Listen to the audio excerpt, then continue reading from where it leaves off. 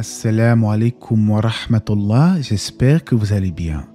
La sourate At-Tin, le figuier, est une sourate mécoise composée de 8 versets. Elle commence par une série de serments, par le figuier et l'olivier, et par le mont Sinin, et par cette cité sûre. Il y a beaucoup d'avis concernant ces premiers versets, mais je vais essayer, Inch'Allah, de ne pas vous perdre. Je vais donc vous citer l'avis que j'ai trouvé le plus pertinent. Nombre d'exégètes et de savants ont avancé que ces 3 versets désignent les 3 endroits où Allah a envoyé un prophète ayant apporté une législation connue. Il s'agit de Jésus, Moïse et Mohammed, que la paix soit sur eux. En effet, le figuier et l'olivier poussent abondamment dans la région de Jérusalem, l'endroit où Jésus fut suscité pour renouer le pacte avec les enfants d'Israël. Quant au mont Sinaï, c'est le lieu où Allah s'adressa à Moïse, Moussa et lui révéla la Torah. La cité sûre est bien évidemment celle de la Mecque, où le Coran fut révélé à Mohammed, sallallahu alayhi wa sallam. Il est donc fait mention de ces 3 éminents prophètes, ce qui est un puissant rappel sur le fait que le Coran est le dernier message d'Allah pour toute l'humanité. L'objet du serment est alors celui-ci. Nous avons certes créé l'homme dans la forme la plus parfaite. Cela signifie qu'Allah a doté l'homme d'un corps harmonieux, une stature droite et des membres homogènes, walhamdulillah.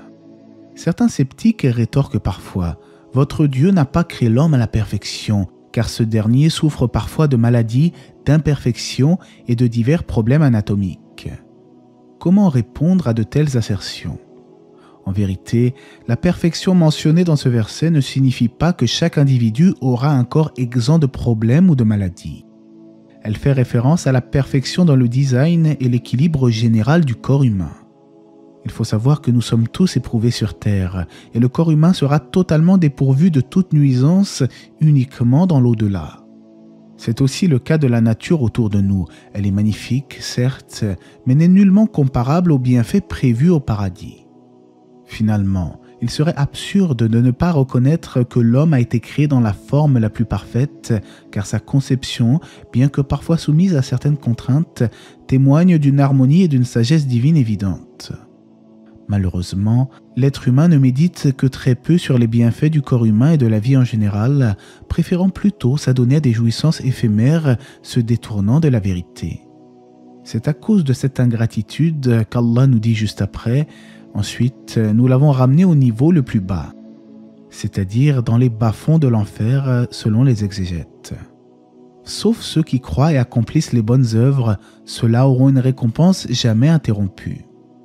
En d'autres termes, ceux qui croient et font le bien seront préservés du feu de l'enfer et bénéficieront d'une récompense éternelle, celle du paradis. Après avoir cité la création de l'homme, il est évident que celui qui a créé une première fois est tout à fait capable de ressusciter ses créatures après la mort. C'est pour cela qu'Allah nous dit ensuite, après cela, qu'est-ce qui te fait traiter la rétribution de mensonge ? Puis la sourate se termine avec un verset poignant qui nous rappelle qu'Allah jugera en toute justice au jour de la rétribution et nul ne sera lésé. Allah n'est-il pas le plus sage des juges ? C'est-à-dire que ce jour-là, l'oppresseur aura des comptes à rendre envers l'opprimé et comme l'indique le hadith, l'injustice ne sera que ténèbres au jour de la résurrection. Avant de conclure, je tiens à souligner qu'étant donné que la plupart des musulmans connaissent les sourates courtes de Juz Amma par cœur, eh bien n'hésitez pas à bien mémoriser ce que nous apprenons dans ces vidéos. En effet, il faut faire en sorte que lorsque nous récitons en prière, nous comprenons le sens de ce que nous disons. Et qu'y a-t-il de plus beau et de sublime en ce monde que de méditer et de réfléchir sur la parole d'Allah ? Et Allah c'est mieux. J'espère que ce rappel vous aura été profitable, que la paix et les bénédictions d'Allah soient sur le prophète, sa famille et ses compagnons.